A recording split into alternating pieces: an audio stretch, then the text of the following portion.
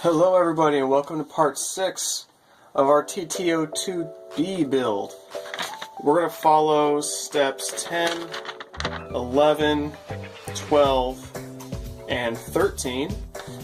So starting over with step 10 here, we see that we are attaching the suspension mounting point.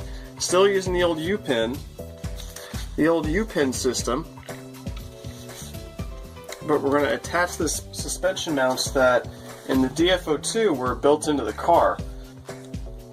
Parts A10 are these little cups, I guess. These will retain the end of the U-pin.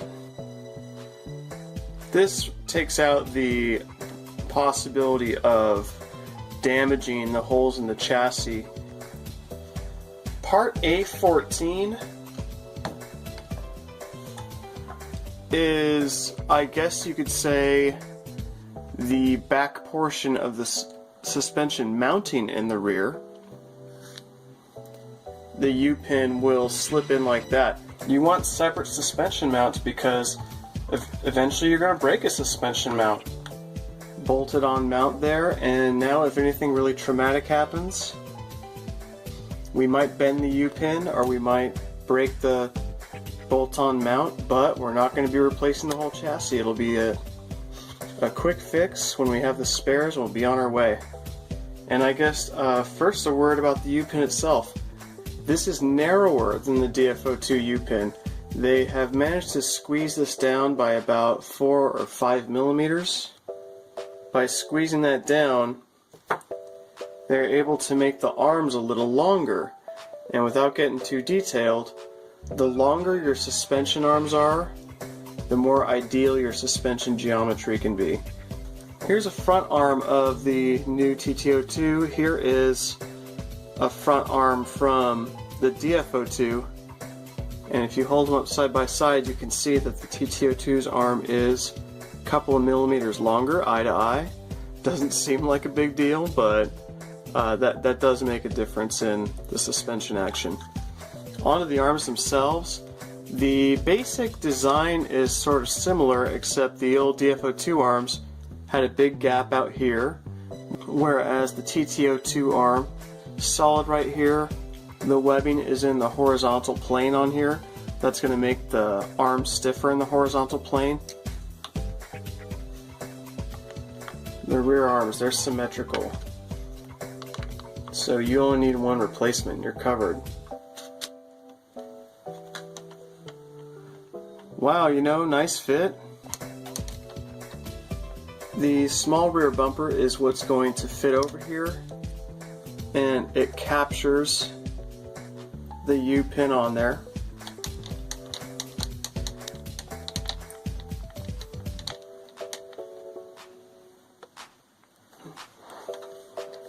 And then on the back here, it's going to take one more 10mm screw, and see how our whole assembly here is all sandwiched together sort of in 3D? Because this stuff is just really soft, this type of black ABS plastic.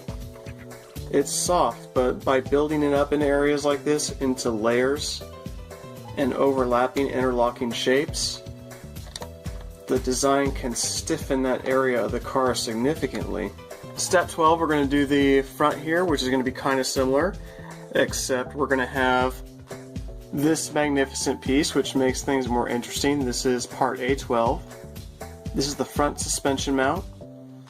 The pegs here are going to go into the front of the tub chassis.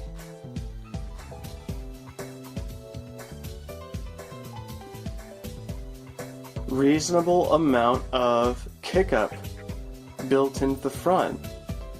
That's great. There was a little kick-up built into the DF02, but it was probably a little less than you'd want for an off-roader. This is just in the ballpark. That's pretty good. I'd like to be able to adjust it, but we might need a future version of the suspension mount to do that. It's a pretty complex shape, so it might be a while before we see someone coming up with some aluminum versions of this. I'm very excited to see how tough this one is. This looks like it could hold up to quite a bit, And hey, if it does break, maybe we need to replace the U-pin, maybe we need to replace A12, but the rest of the buggy is going to be fine. The instructions tell you to mount A9 up in the front. What A9 is going to do is take up the slack. When you have the arm in place, you'll see that A9 makes it a tight fit. A9 is a spacer, and the instructions tell you to put it up front, but guess what? The key is reversed. When it fits, you can put it on the back slot. The keyway is reversed, reversing the wedge shape, lines it up with the arm, and now you can run your arms in a forward position. We're going to put it together like the instructions say, but just so you know, the A9 spacer is reversible. Brilliant. This is going to go into the holes in the front. 3 screws fasten it. There's a long one, the 12mm one in the middle, and the 2 8mm ones on the side. Get the U-pin started in. Get the A9s into place. And now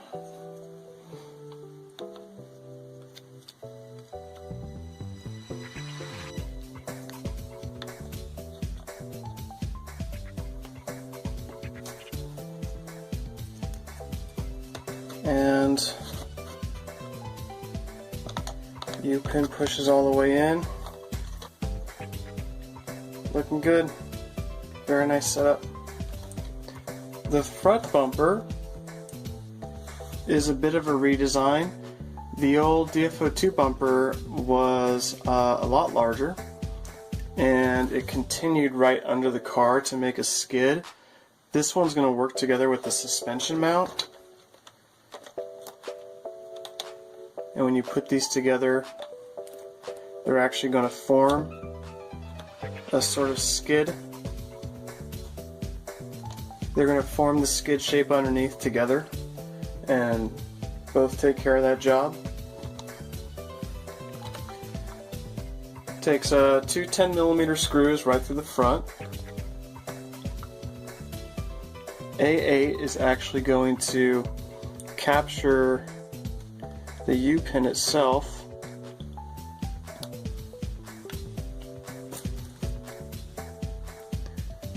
There we go, you can see A8 actually goes over the U-pin, slips underneath the lip of the gearbox here, sandwiches everything together. The instructions are calling for a little pan head screw here, which to me, or they call it a flange tapping screw.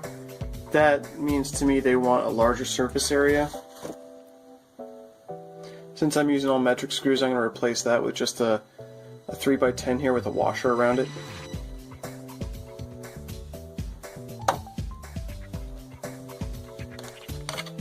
The suspension mounts and arms are on the car. The bumpers are on. It's kind of starting to look like something.